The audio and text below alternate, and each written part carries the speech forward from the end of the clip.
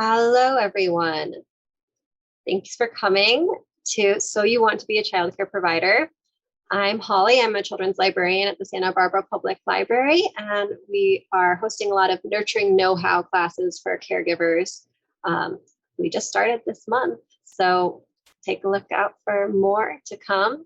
I'm going to give a chance for everyone to introduce themselves. I see Liliana first on my screen, so I'll hand it over to her first.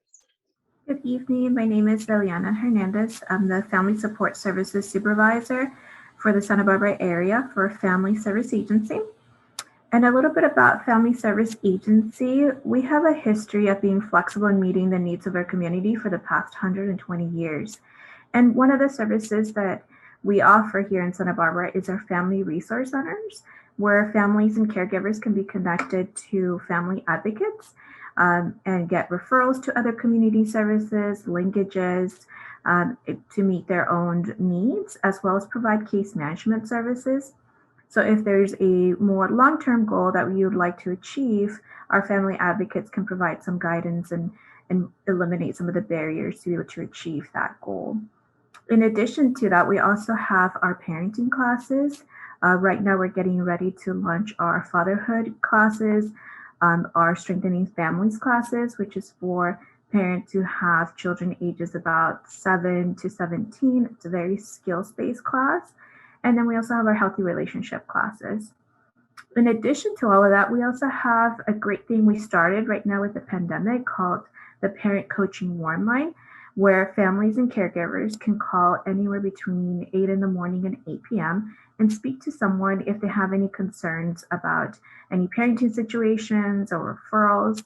And this is offered both in English and Spanish.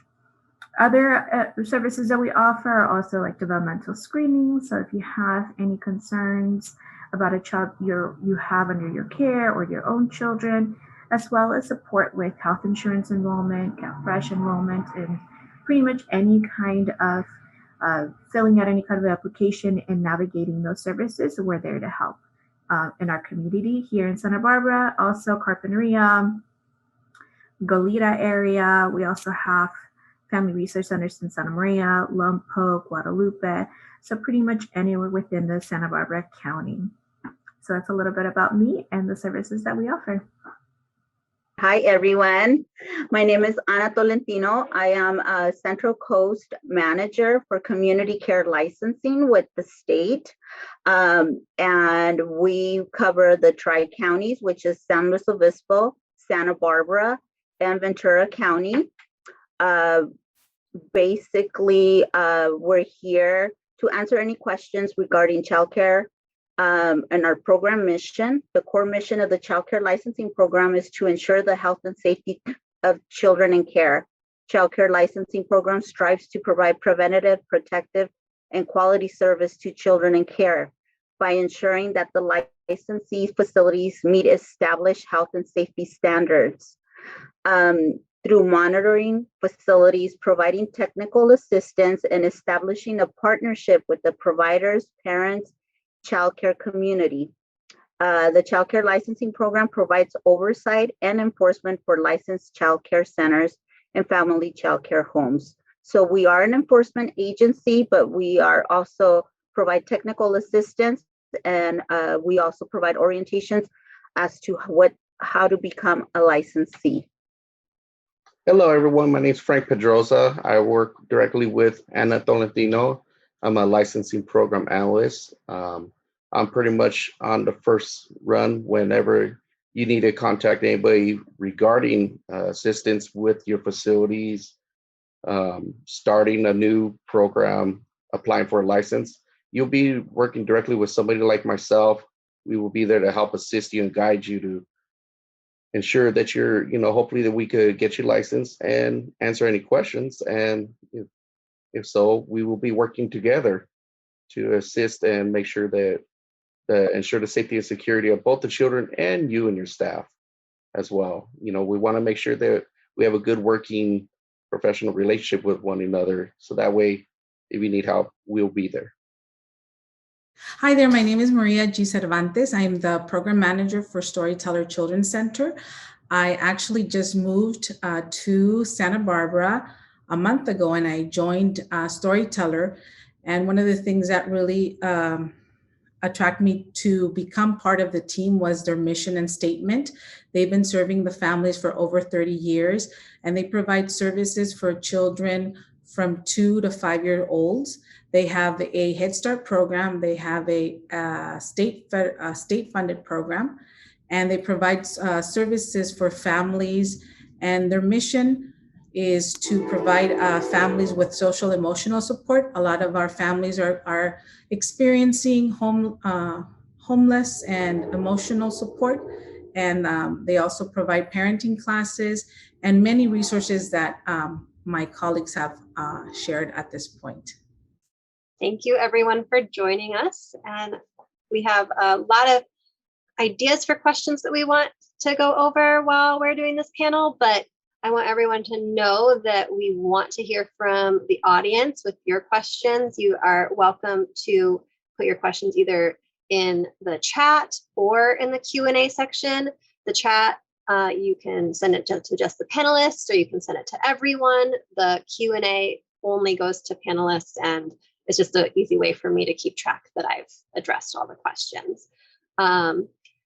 Other than that, if you are wanting to participate, say your name, introduce yourself to others. We want to kind of create a caregiver network as part of the series too. But with that, I just want to get started with the first question to everyone on the panel is what are the benefits for becoming a licensed caregiver? Should caregivers do so at a certain point in their career? When is the right time? Hi, this is Anna from licensing. I think being a licensed childcare provider is of a great benefit to the community, because not only are you able to take care of your children, but you also assist those parents that have a need for childcare.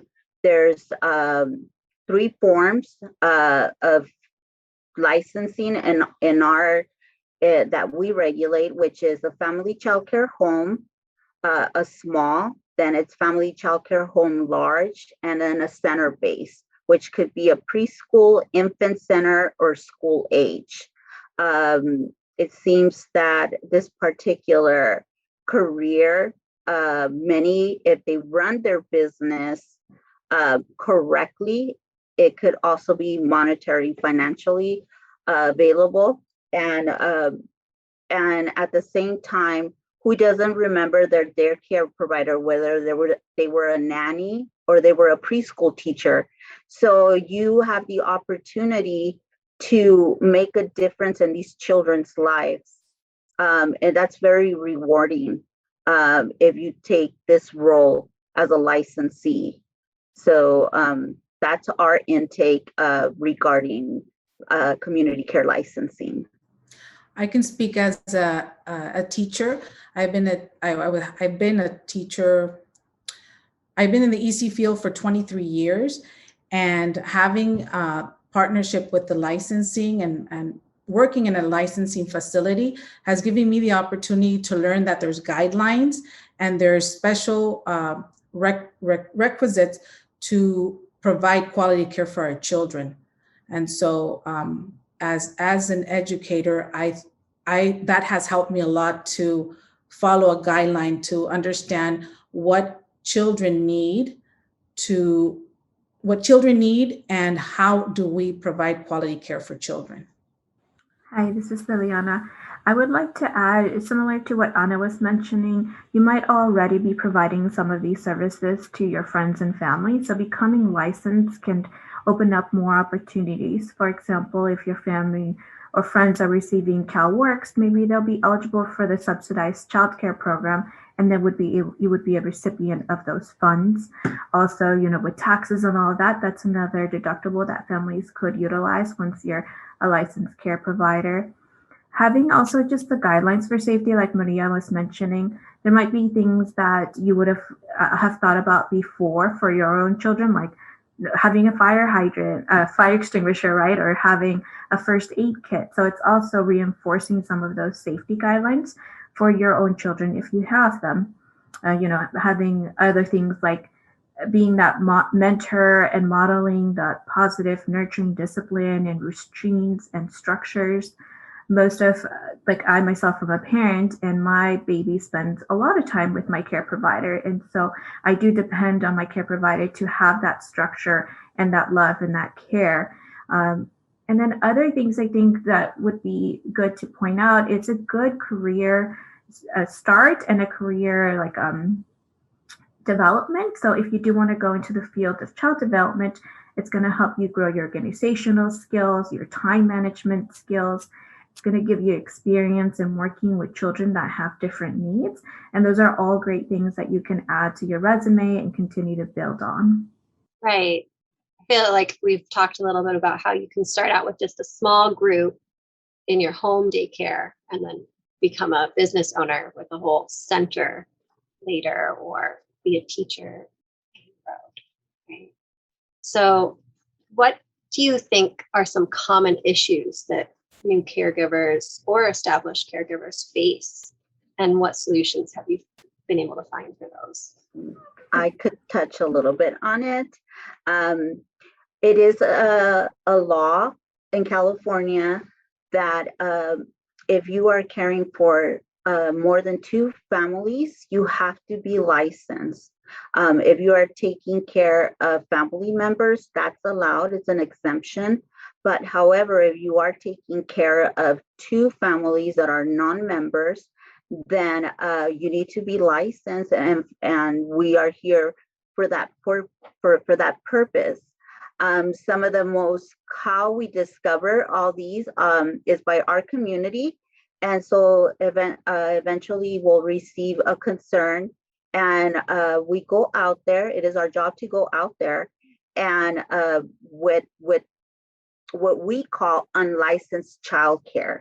But when we do make those, if they're a safe environment and the individual is wanting to move forward, then we provide them with an application, and that's where they're guided towards an LPA, which is like Frank Licensing Program Analyst, so they could start following the law, and then we connect them with resource and referral agencies, and then we touch a little bit, but once they connect with resource and referral, they know about the food programs, the available money that is out there for childcare as well. So those are like some of the issues that we deal with originally when somebody is unlicensed.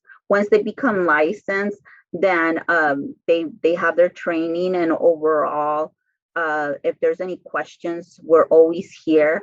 And basically we have the advocates, like I said earlier, and they provide technical support as well as the licensing program analysts. I think for me, I would focus on 3 different areas. So one thing, maybe encountering children who you might have an inkling or an idea that there might have some developmental concerns, and how do you know if there are developmental delays that need to be addressed, and how to present this to the parent, right? Some parents might be very receptive and welcoming that feedback, and other people might be defensive. And so one of the ways that you would be able to overcome this barrier, get support, is calling our parent coaching line, walking through it, letting our parents know, like, I have this concern, but I remember at FSA, they said they do developmental screenings. What if we give them a call? They can come to my house and do the screening here themselves, right? And a screening, it's a lot milder than let's have Tri-Counties come in and do a full evaluation, right? We're just going to see if there's any additional interventions that could help and support the child. So I would say that's number one. The other one that I would focus on would be parents' stress and how to handle some of that. So for example, if you have a child who's telling you that they're witnessing domestic violence in the home, they're facing homelessness, they're facing child abuse, those are pretty strong topics to deal with, and you are a mandated reporter once you become licensed, if I'm correct. But how do you find the resources for the family? How do you even yourself kind of handle hearing and knowing about all these different situations and taking care of yourself in that aspect? And then the third one, excuse me, would be taking care of your own family and your own needs, whether you have children or not. Most of the agencies that we receive services from are an 8 to 5 job, right? So if you need to go and reapply for Medi-Cal or SendCal or go to the doctor, go to the dentist, you have a daycare 8 to 5, usually in the same time frame. So how to navigate that, how to create a schedule where you can also take care of your own needs, your children's needs. And there might be some very, quick strategies that you could use. For example, utilizing being outside and taking deep breaths. And you can do that while you walk the children to the local park. You're getting up, you're moving, you're getting your vitamin D, but you're also engaging the children and having them be doing something interactive. So those are just a few things: is self-care, and then just taking care of your own needs, as well as taking care of the needs of the children in your care. As for licensing programs, the things that we encounter is, I said, when we're assisting newly licensed facilities and licensees that are opening a family childcare home, is we help them when we're doing our pre-licensing.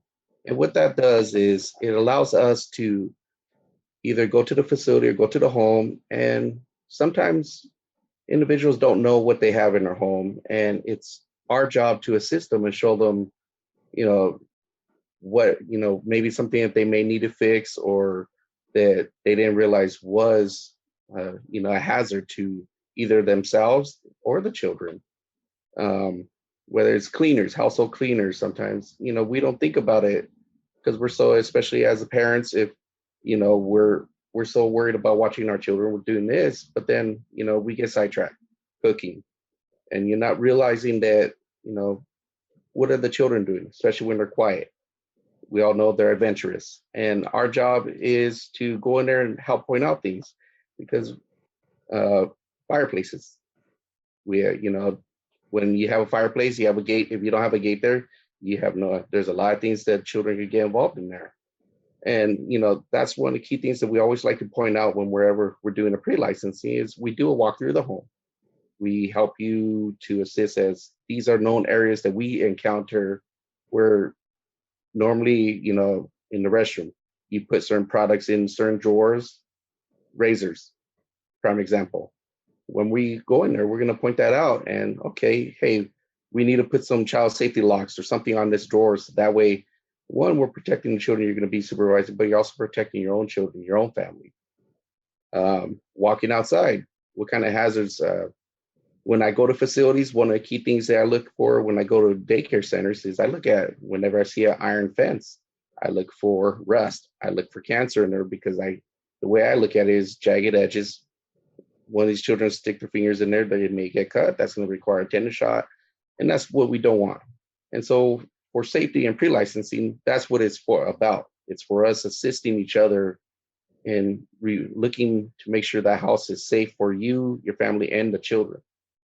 And from their point on, if something happens, we want you to be able to feel comfortable contacting us and let us know this happened. What do I do? And that's what myself, my colleagues, we're here for that. We're here to assist you and see what it is we can do to help you, guide you on what direction, what approach to do. If not, we're going to find out for you. Because one of the great things is I enjoy going to visit, especially family child care homes, because every person has their own way of how they supervise, how they teach the children. You're the first line of defense of helping these children grow when their parents are gone. You're guiding them and teaching them how to become the young adults eventually they are going to become. And it comes with that training of what you're going to be doing, whether just teaching them how to, do the ABCs or doing, little projects with them. Children love having projects, coloring, teaching them. One of the things that we do that we require every 6 months is fire drills. What I always tell my licensees is get the children involved as you're doing them, just like in school. Let one of them be in charge. Okay, we're going to have a fire alarm today. What do we do? How do we do it? And the kids love it. They love to be able to just line up. Okay, everybody, let's line up. We got to go. And then you make an activity so when they exit outside, they know once everything's done, they get to go play. Or, they give them a reason to be excited. Just talking what Frank was sharing about the fire drills, I think it is an amazing opportunity. As I'm thinking as a teacher, when I go and practice those fire drills, is such a learning opportunity. And however, too, in thinking about how important it is for teachers and for childcare providers to take care of themselves, I think that's one of the things that I really promote in our center with the teachers to slow down. We do have a schedule to follow, but it's important for us to take a deep breath, be present, and then once we take that deep breath, we take care of ourselves, and then we're ready to, take care of the child. And so I think that's really, really important in this field, to make sure that you are taking care of yourself, like Liliana and Frank said, because it's a really fun. It's a fun job, but knowing how to take care of yourself first. And I would even add, and Maria, and correct me if I'm out of line, but I think even having a plan, if you're feeling so overwhelmed while you're caring for a child, is who is a safe adult that can come in and step in for you, or a safe place where the child can remain within this parameter, but be safe, but you can just kind of mentally just take that breath or check in with yourself. And you know what, that's so important, because also one of the things that I promote with my teachers is to take care of each other, when they are in the classrooms, or even letting them know, like, what, I really need to take a 2-minute break and give me the space. And also providing that space for the child, because sometimes as teachers, as adults, we get triggered as well. So it's really important what you said, Liliana, one of the things is just reminding as a team how to take care of each other and make sure that we provide that safe space. Yeah. All right. Well, that is so important. And I know Anna had a few things that she wanted to screen share with us. And while she gets that ready and my lights go out, I was just wanting to let everyone know you can submit questions at any time. And while we're getting the screen share ready, that will be a little quiet. So maybe that will be a good time for you to process and put in some questions. So just take a moment, get that screen share ready. So I'm gonna give everyone the short version of our orientation regarding licensing.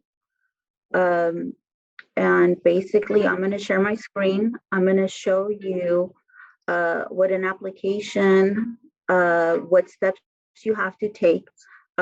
However, once you take an orientation, it's going to give you more opportunity to ask questions, and it's about a 3-hour orientation, and they tell you in details everything that is needed. So with that being said, I'm going to go ahead and share my screen so everyone could see the application process. Okay.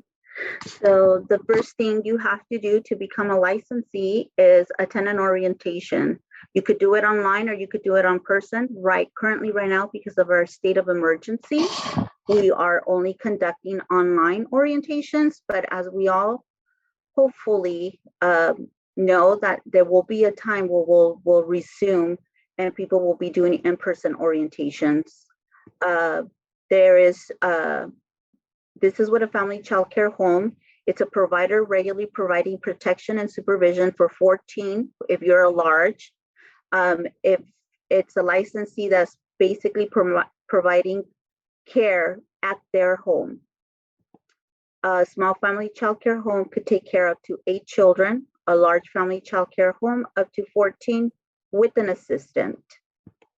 The small family childcare home application is $73.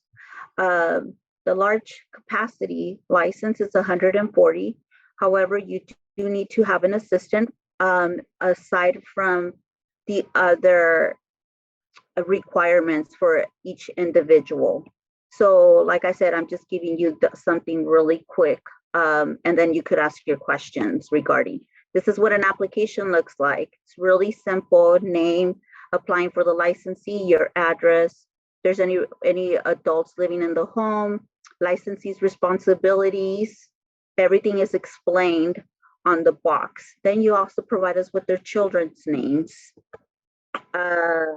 You also submit a criminal record statement, basically saying if there is, you had any prior convictions.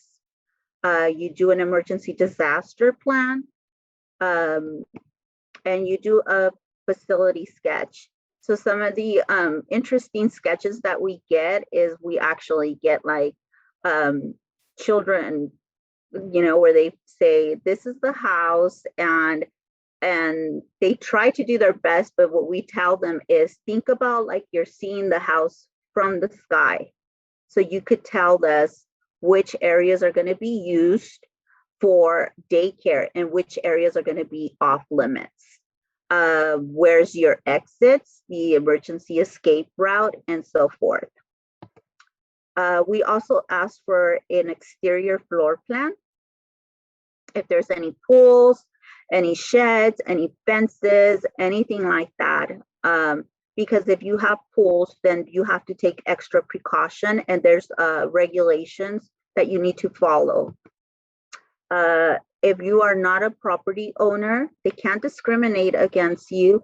So if there's any issues, a lot of times there's some issues with associations, if there's a community that doesn't allow for childcare, we also extend our advocates to communicate with them that this is a benefit because they're overseen. It's a way that they could remain clean and orderly and so forth. If you have to have a consent for from the property owner. If you are the owner, there is no need. Basically, a licensee must be 18 years, live in the home, have TB clearance, have mandated reporter training, proof of immunity against influenza, pertussis, and measles. They do need to have their 16-hour course class of preventative and health and CPR and first aid. The important thing is it has to be pediatric. They also, this is how we differentiate age groups. An infant is from the day they're born up to the age of 2. School age is those children that are 6 or enrolled in kindergarten to up to 12th grade. And children living in the home who are 10 years or older, they don't count as part of capacity. And like I said, I'm throwing a lot of information, but this is the time that you want to ask the questions. But this is a more intense orientation that they give you a lot slowly and with more detail. You do have to pass a criminal background clearance, which is Department of Justice, FBI, and then the child index checks. So you have to pass 3 levels once you submit your live scan to become a licensee. It doesn't necessarily disqualify you if you have any priors. They do ask you, however, and you will have an analyst assigned to you, completely different than your analyst in licensing. You'll be working with somebody from the caregiver background, and they'll let you know if it's an acceptable crime or if it's something that needs additional documentation. This just talks about that. If you do have somebody that's living in your home, that is an adult, they must have fingerprint clearance. If they don't, the first penalty is $100 per day, up to 5 days. The second incident could result up to $3,000 per person. So that is something that on the orientation we talk and we make it very clear that it's better that you tell us, because a lot of times if you do receive a complaint, usually when we interview the kids will, the kids or the parents will open up and say, yeah, I always see these people there, you know, blah, blah, blah. And like I said, it's for safety purposes. It's not to get anybody in trouble, but all our regulations are in place for safety purposes of the children in care. The basic requirements, if you're driving, it's a car seat. We also talk about SIDS. We're big on safe sleep. And we follow the American Academy of Pediatrics regarding safe sleep. We recently have a complaint because one of the things when you become a licensee is we want to open your eyes to there is several things that could happen that you would want to avoid. However, there's sometimes something can be avoidable. So for example, SIDS, we do have individuals who have lost children. And we also try to connect with our with any resources together because we want our licensee to succeed after such an experience. And so in our orientation, we'll be really frank with you. We'll give you scenarios and details. What are the pros and the cons? Because keep in mind, once you are a licensee, you are opening your doors, not only to licensee, but those individuals that you're caring for, those parents. So you have to be aware, and the people in your home living there, that there is going to be a certain amount of people coming in and out at any given time, because resource and referral, the food programs, they all have a job or a task to do, and they often go to the facilities. The basic requirement regarding incidental medical services, we always want to plan. And then very important for the children that they have their personal rights. So like Frank said, you are that person, you are their eyes, their ears for those individuals. So these children do have personal rights, and it's important that that you follow them and you protect them also. If you, that's how the new law regarding mandated reporter training, but regarding the parental consent, the child or no licensee or any individual should have any corporal and unusual punishment, intimidation, humiliation, ridicule, or threats. Children cannot be locked or interfere with disruption of eating and sleeping. Those are like the basic. If you feel that this child is getting neglected outside the center or the family child care home, then it is your duty to report to the appropriate agency, which in most places is Child Welfare Services. And we work together as a group because we all need each other. And basically, that's what I have to share. If anybody has any questions or anybody else wants to share anything, or if I missed anything, Holly, that you want me to talk about. I did have a question for people who maybe they're not United States citizens, or someone in their home isn't a United States citizen. They might be concerned about having all this interaction with the United States government. Like, could you address that concern? For licensing purposes, we are a non-reporting agency as far as reporting if you're a non-citizen. All that you are required to present to have your fingerprint clearance and background is, it could be an updated passport. Many people also have some sort of identification. It has to be current, even if it's from there's different forms of identification. So it could be a visa, an ID from any country, as long as it's up to date. With that being said, if there is a crime against a child, however, like I said, we all work closely, so we do cross-report. But if you're not having any issues whatsoever, then we wouldn't report anyone. And I have a question, and anyone, Frank or Anna, can answer. Has any of the regulations or new rules that childcare providers must follow now with the pandemic? Yes. Frank is one of our persons that's been working closely in that group, because we have separated groups, but I'll let him talk a little bit more about the outreach to the community, as well as with resource and referral, because they work closely with us, and other agencies as well as us opening up to centers as an alternative, and conducting licensing calls. So if Frank, you could touch a little bit about the RAS calls. Mm-hmm. So one of the things that we have started doing since I believe it was April of last year, 2020, what we were doing is the agency developed certain protocols and guidelines working with the CDC and local public health. Unfortunately, there's so many different public healths. We work with LA County Public Health, because part of our reach with the Central Coast is we do have facilities that are in Agora Hills. And so we work with LA County, Ventura County, Santa Barbara County, and San Luis Obispo County.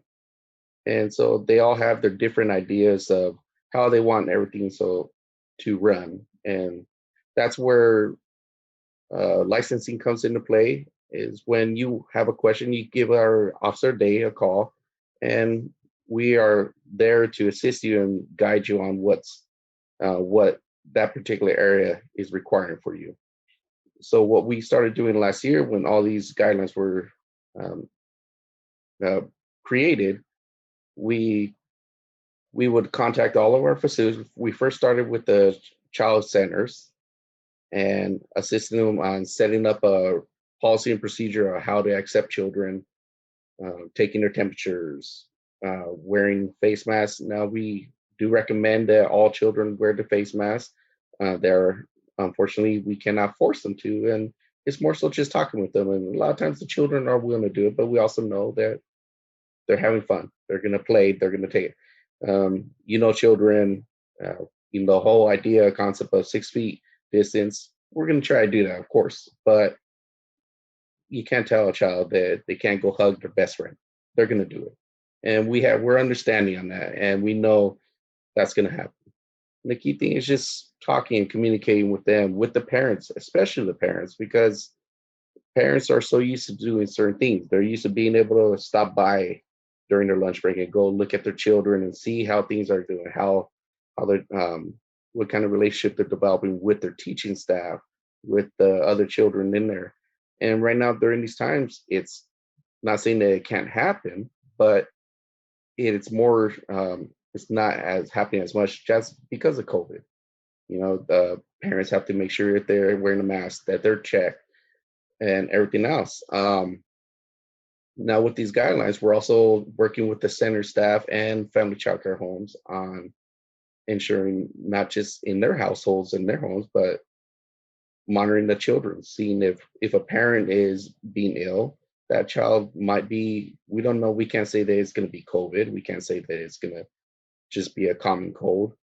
And it's for them to continue to keep monitoring. And unfortunately, we have had a lot of cases throughout the whole state of California with family childcare homes and centers, teachers, children, and the children's parents. They've all been exposed. They've been positive. So what we've been doing constantly is we do follow-up calls with our centers, with our licensees. Generally, it's every 3 to 4 days we're contacting them, not just to find out if anything's changed, but we also want to see how they're doing. We want to make sure our licensees and our teachers that they're doing well, because well, what we express, you're the one that's there assisting these parents, these essential workers, making sure they're able to make it work. That's, you know, that's the key thing is you're doing a great job. You're assisting the community, the state, and all, for it allowing it to run as normal. So what we do is we keep in touch with them. We make virtual phone calls. Usually it's by FaceTime or Zoom. There's so many applications now. We've done different ones. And with that is you're basically doing a video inspection with us, and we're going through your plan of how you're going to do it, how are you going to monitor everything, and ensuring that you, your families, and the children are all safe. Because that's idea. That's the key thing is we're trying to make sure that everybody's safe, not just the children, but the staff, but the families, as much as possible, because it affects all of us, not just one. One child comes in, that is positive. If they're with 12 other children, that's a potential 12 other families, and not including that staff and it, everybody else, if it's spreading. And for the protection of the licensees, whether they be family childcare homes and centers, some of the questions that have been is, how am I going to allow an analyst to come into my home and expose me to COVID? So what we're trying to do is reach the community, spread the word that all of us are tested on a weekly basis. We typically get our results within 1 or 2 days for that sole purpose of ensuring the health and safety, not only of the children, but also staff and family and teachers. That's correct. And as well as a lot of us staff, we have, luckily we have had the opportunity to get vaccinated for those of us that have been able to. And that's what's great about it is we're trying to do everything that we can to ensure that everybody's safe. And daily, before we even do anything, once it is implemented that we are going to be going in the field, we do have to do a daily checkup on ourselves with our management. We're taking our temperatures, we're ensuring that we're not having any symptoms, because we don't want to put anybody at risk. Same as when we do go to a facility or family child care home, as well as we're going to be asking them the questions as well as, do you have anybody in the household that currently has COVID? Have you been in contact with somebody that's, recently that has COVID or potential? Any temperatures? We're going to be going through the series of questions that we've all been asking and answering for many, many reasons for the past year. We're going to be doing that as well, as because, we want to ensure the safety for you, your families, the staff, everybody, but we also want to ensure the safety for ourselves and our families. Definitely. There's so much that goes into providing quality care. And that's actually my next question is, how do we evaluate caregiver quality, and like something that would be helpful for the caregivers themselves as they are going about providing quality care? And then also like establishing what those children's needs are so that like they can accomplish great care by understanding the children.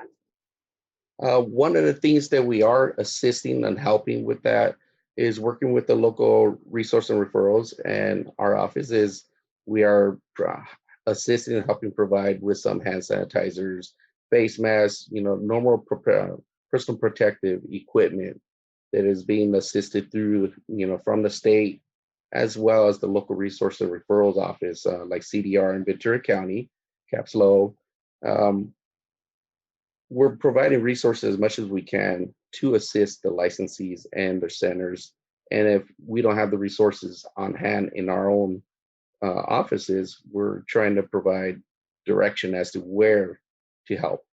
I would add, I think when I think of a quality daycare center or daycare home, I think of someone who is really taking that extra mile to learn more about having that nurturing parenting discipline, learning about developmental milestones, maybe even getting some training or awareness about what trauma-informed care means, and that's just even acknowledging that some of the children you may care for have had some experiences and how that's going to manifest in their behavior and how to handle some of those challenging situations. And so those are some areas. And I think the benefits of having the nurturing routines is you're going to create this feelings of trust and security in children. You're going to develop that empathy. You're going to increase their personal power, their self-esteem, their self-concept. And that structure is what really does it. Having even something as simple as having some sort of greeting, welcoming greeting, is going to help with that separation anxiety. Having a goodbye greeting, something special. And it doesn't have to be this big thing where you're doing a song. It could be a very simple, like we're going to wave goodbye like this, or going to wave goodbye like that, right? Any type of assistance with transitioning the children is going to help them. And having that structure is going to help them also get ready for kindergarten, which we know is so important, because then they have those expectations of, being able to follow the rules a little bit more strict than we do at a younger age. So you are preparing them to be successful down the line and for their future. And I mean, I can go on and on about nurturing routine, so I'll let somebody else talk, but if there's another opportunity, I'll share a little bit more about what that might look like. And for licensing, one of the key things is personal rights to meet that child's needs, which it could be toileting, feeding, caring, supervision. So that's very important that the individual at a family childcare home or at a school meets that child's needs when they're under their supervision. I know for centers, they have, a lot of them establish a lesson plan and so forth. But for licensing purposes, we want that child to be taken care of and the needs being met. Hi, as a teacher, I'm speaking as a teacher and a childcare provider. One of the tools that we use to provide quality for our children are the ECHRS, the environmental rating scale that supports the environment to make sure that we're providing enough materials and safety protocols in the classroom. We also use the class. The class is a tool where as teachers, they get supported in terms of how do they interact with the children. There's different domains in the class where you can practice how do you interact with the child for learning opportunities, how to develop language, how to be respectful, kind, and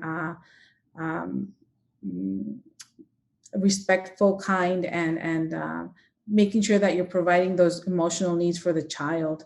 I know that when I was in Los Angeles, I was part of the Quality Start Los Angeles. And so I know here in Santa Barbara, they also have the Quality Start Santa Barbara. Storyteller has a rating tier of 5.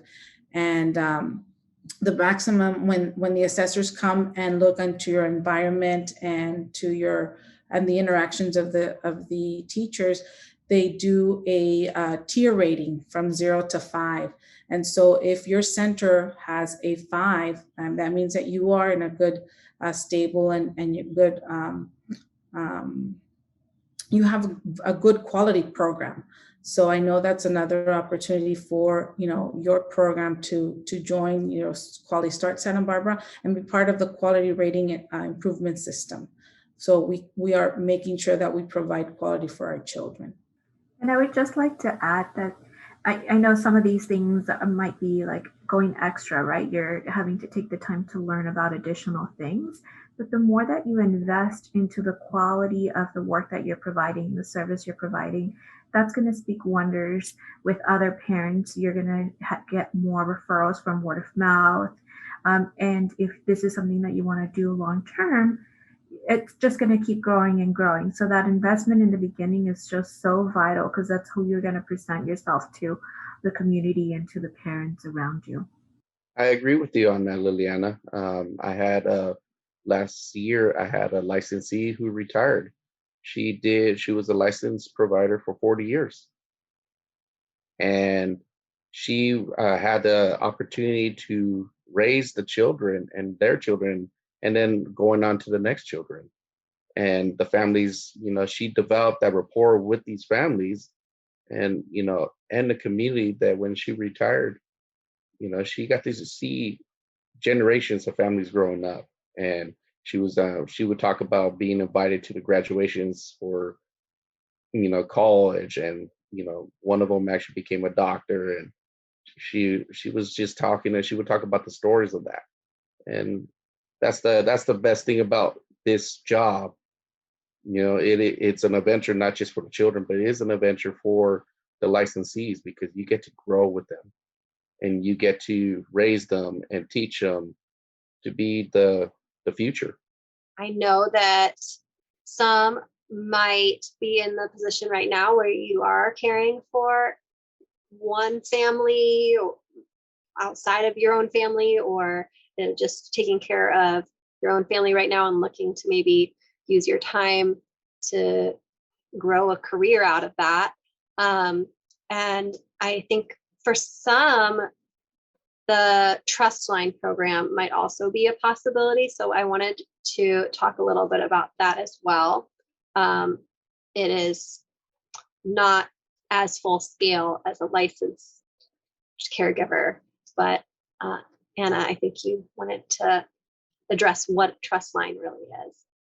So in speaking about Trustline, Trustline is a California registry of in-home childcare providers, tutors, and counselors, or an after-school help, a nanny.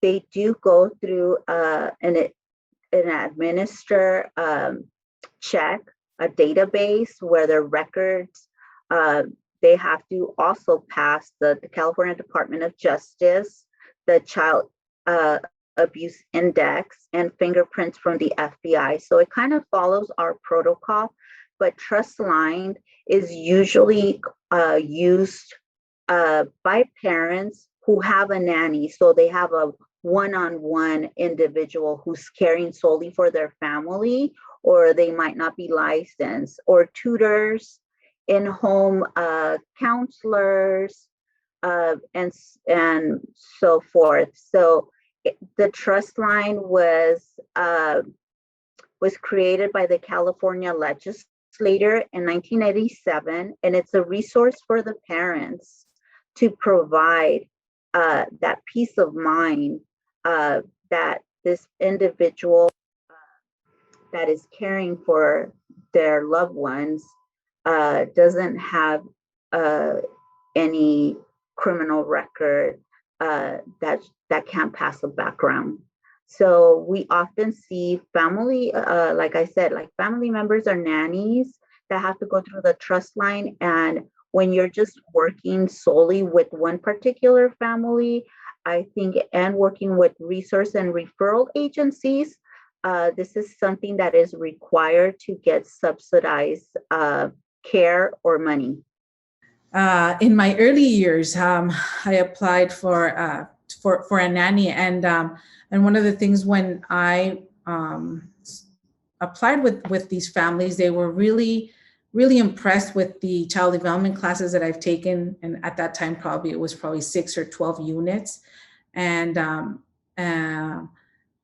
but because also with my passion of taking care of children went beyond into their expectations. So, and that evolved from starting as a nanny to learn about child development, and then also moving along with my education until I got my bachelor's in child development, and I moved into the field, and now it's like from a nanny to a preschool from a kindergarten assistant teacher to a early education teacher. Now I'm in the role of a program manager. So, there's an involvement into this profession, this career. Okay. Can one use an associate childcare teacher certificate to start an in-home childcare? Yes. You don't actually, to have an in-home childcare, you're not required to have a credential. or any kind of classes that would help you and assist you, especially, with working with children, especially if they may have special needs. But it's not a requirement for an in-home family childcare home.